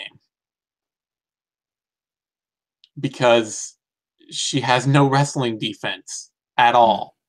And it's not even like if you get in on a good shot, she'll get taken down. It's, like if you catch a kick, she'll fall over and end up on her back and just get, like she might be able to do something creative there, but she trains out of that Ashkan Mokhtarian camp.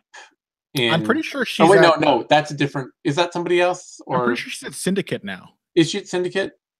Yeah, and her. I don't know. Her wrestling and grappling looked okay against Beck Rawlings. Like she got taken down immediately in that fight. She swept Beck Rawlings, but Beck Rawlings is about as unathletic as women get. Yeah, like she's not going to sweep Paige VanZant unless VanZant is just unlearning everything that she has been good at. Yeah, and she is still pretty good on the ground, I assume. I just think Jessica Rose Clark is likely going to win every minute this fight is standing. But, you look at her record and there's a clear, losses to Sarah Kaufman and Pam Sorensen and Pani Kianzad and Arlene Blencow. And, there's just nothing on her record that says, in a split over Karina Dam and Beck Rawlings, over both of them. And it's just like, there's nothing that says that she is able to control where a fight stays and the tempo it stays at all. Like, she's a good her best thing about her, the best part of her game is her ability to be an in and out combination kickboxer, especially working backwards. But she just doesn't really seem to have any eye of how to keep the fight there. Maybe that's changed. She's, she hasn't been fighting that long. It's certainly something that could develop. And I don't like the developments that Paige VanZant's made in her game, but I think is the better athlete who has shown the ability in the past to wrestle and grapple and outwork people. I think she can make that enough of that game happen to win this fight. How was that fight with Bec Rawlings a split, by the way? I don't know. I kind of felt that she won that handily. I thought so too, but that's the thing, is that she doesn't put a stamp on fights. Like, she gets taken down. She gets, she gets hit. She lands on the counter, and then they're good shots, but they're not like any cleaner than her opponent. And yeah, I mean, per fight metric, I'm just gonna read you these numbers because this just kind of hammers home why that didn't make sense to me when I just heard you repeat it. Not that I don't think you're telling the truth, because obviously it was a split, but 101 strikes landed to Bec Rawlings 65. Yeah. She won. 2 of 3 takedowns for both, and 1 more pass on the part of Jessica Rose Clark. So no, I know. That kind of sounds like a fight she won. It is a fight she won, but it's just like all of her fights, win or lose, tend to be close and ugly against good athletes, or even bad athletes with a reasonable game. And good athletes, she tends to lose. Mm-hmm. And I think Paige VanZant falls on the wrong side of that for her. Yeah, hopefully Syndicate can do some good things with Jessica Rose Clark, though. We'll see. I would hope so. They've done good things with Modafferi, so. Yeah. I have more faith in them than I do in Dan Burke. Much love, Dan. I love the prayer pose, but I don't know shit about you, so. So yeah, I definitely I think there's a very good chance that this is just a bad fight for that. Paige VanZant loses this fight, but I can't trust. I don't know. I don't trust Jessica Rose Clark. I think that was a good win for her over a fighter that pretty much everybody of a reasonable talent beats.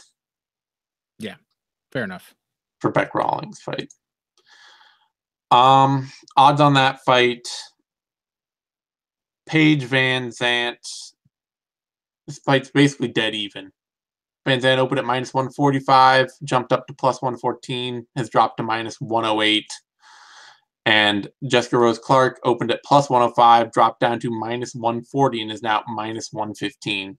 So dead even. I don't mind dead even at all.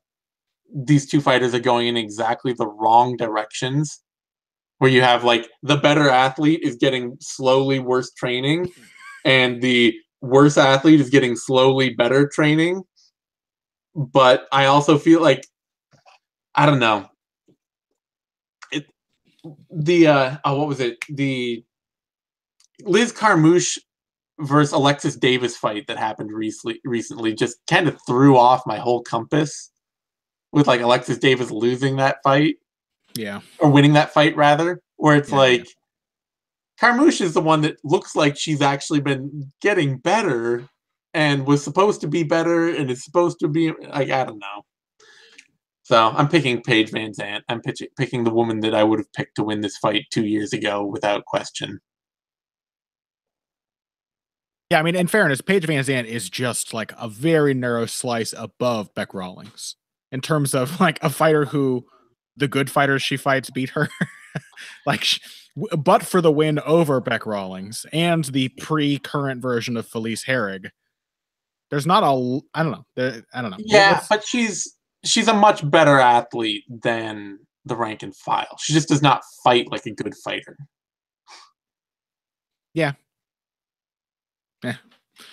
We'll see. We'll see where Paige VanZant goes from here. I don't know. I don't know why we're still so invested in her career, to be honest, but. All right, that brings us to a middleweight bout. Uriah Hall, Vitor Belfort. Basically, Uriah Hall should beat Vitor Belfort. Even at his worst, most wandery, Uriah Hall still has moments of danger. Yep. The Vitor Belfort cannot be dangerous without also being in severe danger. You know? Yeah, that is absolutely true. Although the moment you start saying Uriah Hall should ... No, I know, but when you get into trouble. Vitor Belfort's fight against Nate Marquardt was the case study of two old dudes who aren't willing to pull the trigger anymore. I liked that fight. Just gonna say it again. I liked that fight. I know, but I don't know why. I mean, it's pretty good. And Vitor Belfort has basically two options for beating Uriah Hall, and neither of them seem good. One is hang back and wait for your perfect moment and don't pull the trigger and try and just give Uriah Hall all the time and space he wants to do Uriah Hall things, which seems like a mistake. Or try and swarm him and put him out quickly and make him pay for being wandery and out of place and not fighting very well, which tends to be how Uriah Hall actually ends up fighting all of his best fights. Yeah. And I don't think Vitor has the ability to live in that middle zone where fighters can just take terrible fights over Uriah Hall. I mean, if he had a takedown game and a wrestling game, yeah, he could absolutely go out and beat Uriah Hall, just taking him down and outworking him, and making him pay for being bad off his back. But he doesn't, Vitor Belfort can't do a Robert Whittaker or a Rafael Natal or a John Howard and just, you're muted. Oh, okay. Or John Howard or Kelvin Gastelum and just be a little better and a little safer while kind of stifling all of his offense. Vitor Belfort is not that dude. He has never been that dude. He's not about to become that dude. And Uriah Hall wins this fight. I'm going to pick Vitor Belfort because it's much funnier if he wins. It will be hilarious if he wins. That's really the angle I'm going for here is that here's the thing. I think Uriah Hall is just typically kind of vulnerable early in a fight. I don't know. I just don't think he doesn't tend to come out. His sense of urgency has to be brought out by the opponent. Oh yeah. He's like James Krause until he isn't, where he has to be punished for treating it like a sparring match. And yeah. I think he doesn't survive that. That is actually my guess, is just that Vitor Belfort hits him, is a much better finisher than Krzysztof Jotko, and has a similar moment early and then just finishes Uriah Hall. And again, mostly because it's the much funnier option. Yeah. I don't think that Vitor really is that even that Vitor exists anymore. No, probably not. Anyway. Probably not. Here's the thing though, Uriah Hall does have his just this awful tendency. He doesn't know how to, I don't know. He can counter. You give him opportunities, he can counter. He'll spot openings. I don't think he knows how the pieces of his game fit together. No. I don't think he really... I think he even figured, he even put it well himself in that talking about that Jotko fight, where he's just basically at some point I got to this point where I was like, fuck it, I'm just going to fight this dude. And he then everything just, his mind went blank and he just went and fought. Yeah. But all the time up to that, he was just thinking, why am I doing this? Why am I even here? This sucks. I don't, I hate this, all that. And yeah, I don't know. I do think even though it is just kind of an off the cuff pick for fun, I do think there is legitimate reason to think that Vitor Belfort, with all of his many mental hangups, has a better mind for fighting than Uriah Hall. That, I don't know, makes him just a little more consistent. Uriah just doesn't seem to have the mindset of a consistent fighter at all. No, I mean, there's no safety in picking any Uriah Hall fight at all. But there's even less safety in picking Vitor Belfort. A 42-year-old Vitor Belfort, yeah. Yeah, hell yeah. All right. Odds on this, Hall is the favorite. Opened at -245, has dropped steadily since. Currently at -317. Vitor Belfort opening at +175. Currently up at +251. So I get that. Yeah, that's too wide, but I get it. Yeah, it's fine. I mean, don't bet on this fight. It's no, just don't. Just don't. It brings us finally to a featherweight bout: Jeremy Stephens, Dooho Choi. A fight I like a lot. A fight that does not feel like a headline fight, but a fight that I like a lot. Yeah. How many headliners feel like headliners these days? Yeah, I know. And this is you. All right. Well, I like this fight. I think Jeremy Stephens may prove to be a sneakily too dangerous matchup for Dooho Choi. I don't know. There's a chance that, personally, I may have given Dooho Choi a little more of a step back or a different kind of fighter to get his comeback fight against after that back and forth war with Cub Swanson. But it has also been like a year since then, so maybe it's fine. Maybe he's recovered and he can get his momentum rolling again. Jeremy Stephens can do a lot of what Cub Swanson did that gave Dooho Choi trouble. He can press forward and time his punches. He's not so worried about keeping everything crisp and sharp that he won't lunge after you with a shot if he thinks he can land it by throwing himself out of position. But he is not the crude, reckless swanger that he once was at 155 either. He's actually a pretty competent counterpuncher, tends to move his head a bit after throwing, especially more than he used to. Most worrying of all is Jeremy Stephens' kicking game. Cub Swanson got countered throwing kicks early, but he also had a lot of success kicking to Dooho Choi's body as that fight went on. And Jeremy Stephens is just a damn hard kicker. His low kicks are punishing. Dooho Choi stands so heavy on that front leg. I think it is going to be ripe for the taking if Stephens starts landing that right leg kick. Now, the interesting thing is Dooho Choi is going to be there to counter with that straight right hand down the pipe. And while Dooho Choi does not fight particularly well going backwards, I think that Jeremy Stephens is at best inconsistent doing the same himself. He can definitely change gears and show off the back foot. Like the Gilbert Melendez fight, when he realized he wasn't going to get Gilbert out of there and Gilbert started pressing forward to take away the kicks, Jeremy Stephens started just touching him up, light shots, putting his combinations together, angle changes, looked pretty good. But there's something about Jeremy Stephens that means he can't do that all the time. And I think you probably hit the nail on the head on Twitter when you were saying, like, the question is, does he take this guy seriously or not? Because it seems like Jeremy Stephens just sometimes, like Jeremy Stephens, when he doesn't give a shit, while that might seem like that's the dangerous Jeremy Stephens, that's the Jeremy Stephens you can figure out. Yeah. When he doesn't respect what you have to offer, he just turns into an amateur version of himself. Whereas when he's keyed in, when he's in like his I'm fighting Cub Swanson or I'm fighting Frankie Edgar, then he has a really put together style and can make adjustments. And, you know, the fact that he's like a gritty, tough animal also helps, that he just, you know, you can also draw that respect out of Jeremy Stephens, and that makes him more dangerous as well, like Renan Barão did when he had a good first round against him. So I don't know. I would imagine that Jeremy Stephens respects Dooho Choi. I would think so, just because of his punching power. I think that's something that Jeremy Stephens probably can't help but have respect for. Does he think he's on his level? I don't know. Right? It's hard to say. That, I think, is the whole thing, honestly, does he think this dude is on his level? And if he is just like,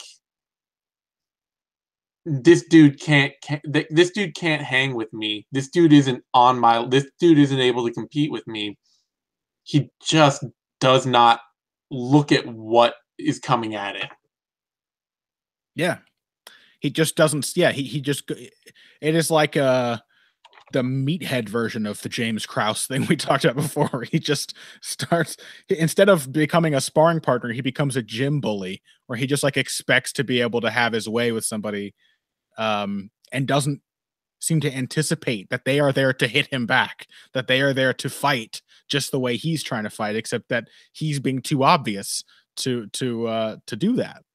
Yeah. So I don't know. I do think like Dooho Choi has such great hand speed. He's so accurate and precise with his shots that if Jeremy Stephens doesn't come out fighting a smart fight, circling on the outside, hitting those legs, pushing Dooho Choi back in stages, if he's just kind of standing in the center of the cage, just trying to test his power, then Choi is going to have opportunities to sneak that right hand through over and over and over again. We also have the fact that Stephens will probably look to the clinch at some point to try to stymie Dooho Choi, but Dooho Choi is pretty good in the clinch. Yeah. He's quite dangerous with his knees. He's got a really nice front headlock. He is just, like I think you would have to fight Dooho Choi with a really steady game plan, the way Cub Swanson did. You have to, even if you give up the first round before you realize it, you have to do what Cub Swanson did and be like, all right, I have to push this dude back.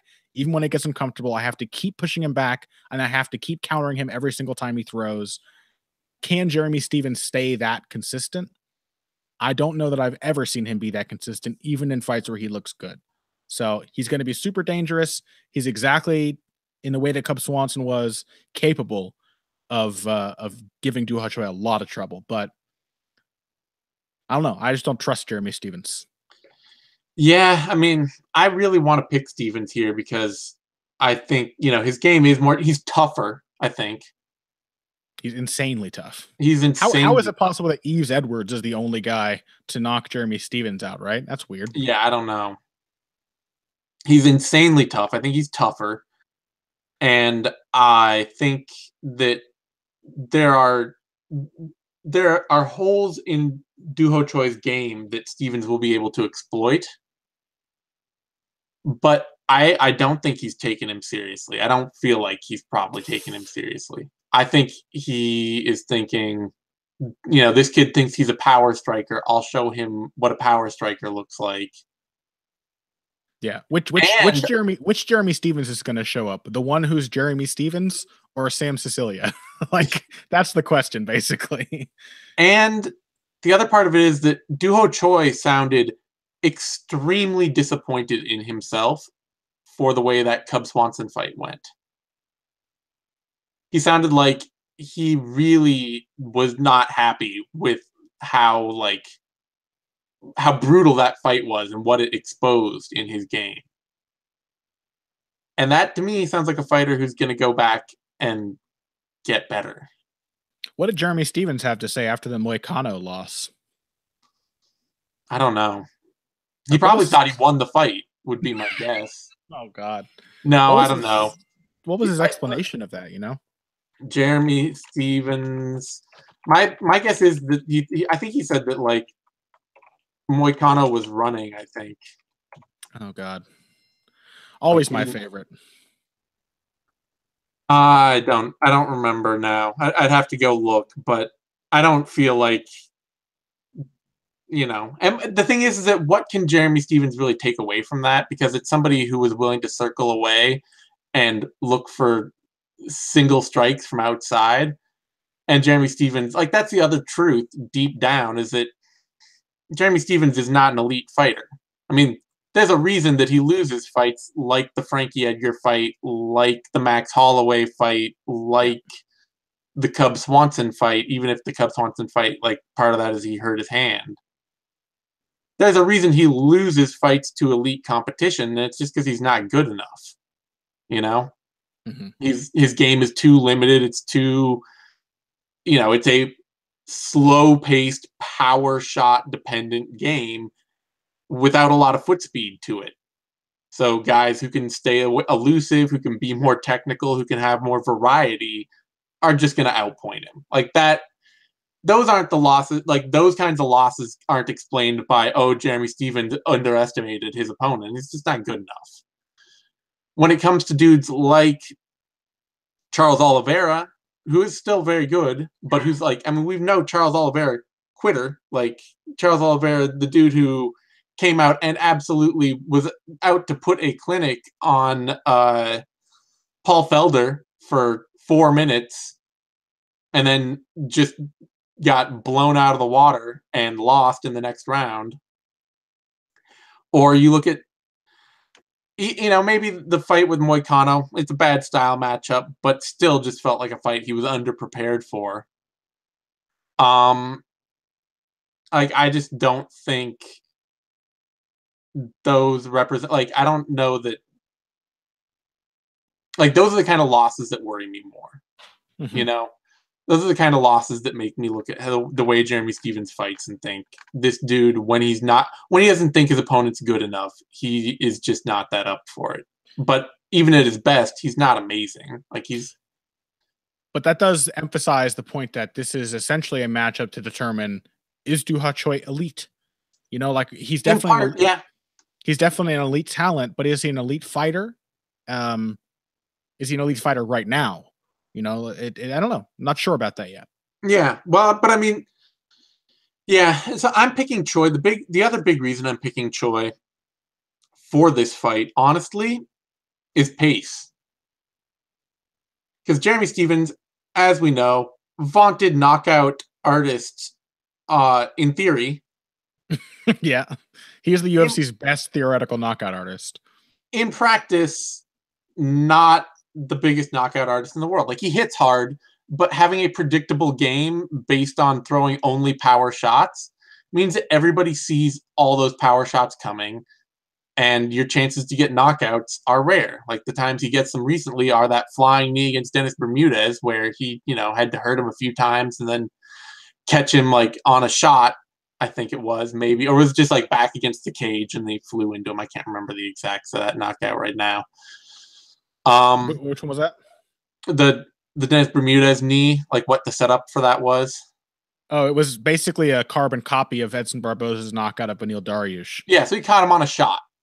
Yeah, he jabbed and ducked and changed levels into the knee. Yeah, that's that. So he caught somebody on a shot there, or the Honey Jason head kick knockout, which Honey Jason's just not a great athlete, and he kind of baited him into it and hit it and got a sneaky power head kick out of it, which is one of the only times that Jeremy Stephens has done that. Usually he's just not a very sneaky fighter, and not being very sneaky means that everybody sees your power coming and you don't get knockouts.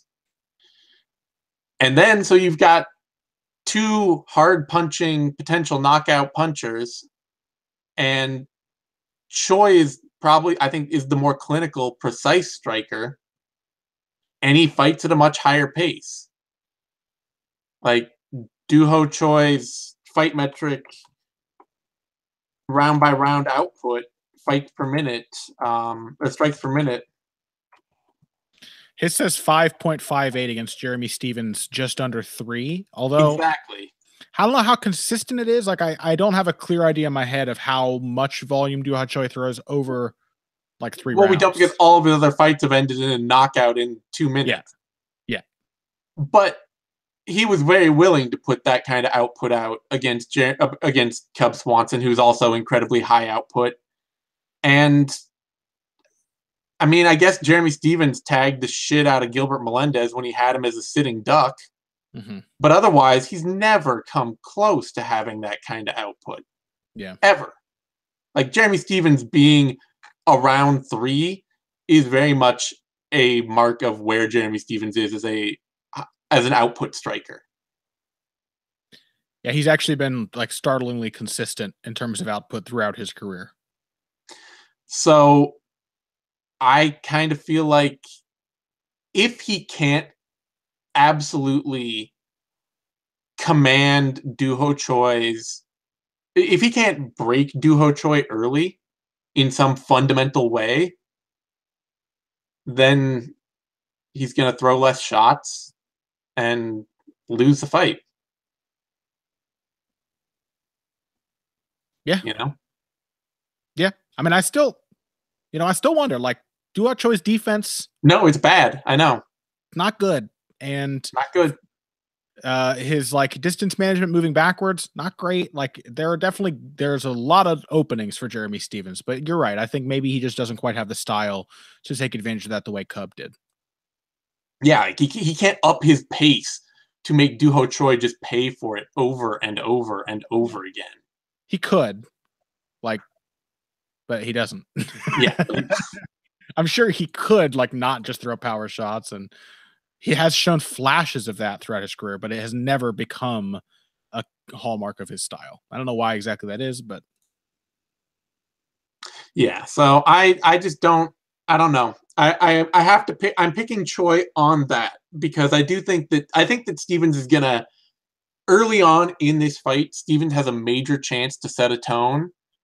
He has a chance to cripple Dooho Choi's leg with hard leg kicks. He has a chance to hurt Dooho Choi and to turn him into less of a pressure fighter or less of a pressure counter striker. But I don't see Stevens being able, if he doesn't put him away, and he's not great at putting people away early, then I don't see him being able to continually stop Dooho Choi's pressure round after round after round without getting hit more. Mm-hmm. You know? Yeah, I'm with you. So, odds on the fight, Dooho Choi opened at minus 180, is currently minus 159. And Jeremy Stevens opened at plus 140, is currently plus 133. I think that's a little weird. Frankly, I figured Stevens would be favorited, but a lot of hype around Dooho Choi. I understand that, and Stevens is like, he's only like 9th ranked at featherweight. That's always going to be his place, I think, in whatever division he's fighting in is going to be like right around the fringes of the top. It's 10. Just interesting to see, like, for Stevens coming off a great win and Dooho Choi coming off a sort of hype stalling loss. Yeah, it's a little weird to see Stevens as the underdog here, but I think it still makes sense, though. It feels appropriate. Yeah. All right. Well, at that point, we should wrap things up. We've talked enough. You can find me on Twitter at TheZaneSimon. You can find Connor on Twitter at BoxingBush. That's BUSCH. You can find both of us over at BloodyElbow.com week in, week out. We'll be back next week to take a look at UFC 220.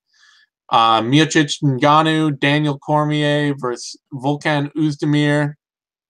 A lot to be excited for on that card. Or at least 2 title fights to be excited for, and a bunch of other fun action fights that only you and I care about. Yeah. As is every UFC card anymore. Like, yeah, I'm excited for like Thomas Almeida, Rob Font, and Calvin Kattar versus Shane Burgos, and Islam Makhachev versus Gleison Tibau. Yeah, these are some fire fucking fights. It's just that nobody else in the world has any reason to know that. Yeah. So anyway, I'm looking forward to next week on UFC 220. In the meantime, we'll be back with all our regular shows, Vivisection, If I Did It, Care Don't Care, Heavy Hands, all the good stuff we do week to week. If you like this video, give us a thumbs up on YouTube down there, and subscribe to our YouTube channel, MMANation.com, DOTCOM. That's where you get all the best Bloody Elbow content week in, week out. Thanks, everyone, and we'll see you next time.